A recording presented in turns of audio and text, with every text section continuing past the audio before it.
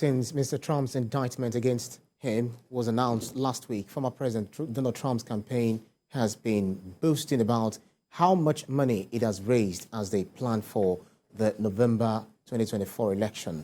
They say over $8 million have been raised. They're also citing opinion polls that suggest his lead over Republican opponent for the presidential nomination has grown.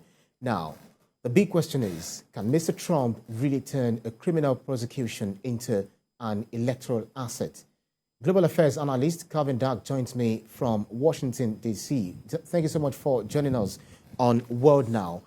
Donald Trump is the first serving or former U.S. president to face a criminal charge. How big are Mr. Trump's legal problems? Exactly what's going to happen today?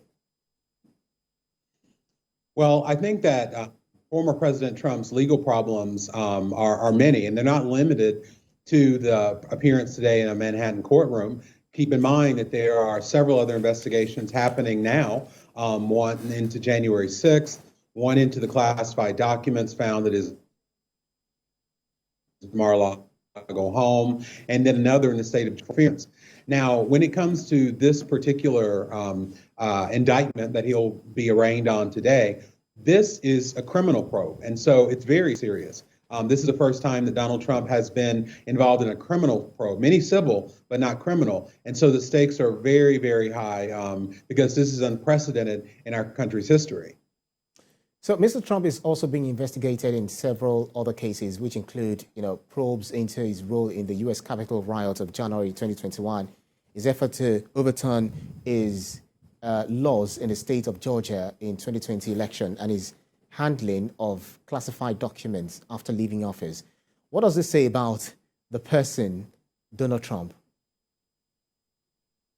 Well, I think that it says the way that he acted as president, that he believes that the law doesn't apply to him, but that it should be applied to those who oppose him, which is why he, did many unprecedented things, a lot of them not good, while he was president. So I think that he's going to try to continue to do that. The only thing is he won't be able to be in control of things in a criminal proceeding. It'll be up to the judge. So it'll be interesting to see how former President Trump deals with not being in control of the situation. Amazing. So covering up crime by falsifying records would be a felony, which is a more serious charge. Even advocates for prosecution acknowledge that either way, this is by no means a clear-cut case, but the question is, what will happen when Mr. Trump is arrested? It will be fingerprinted, yes, but will his mugshot be taken?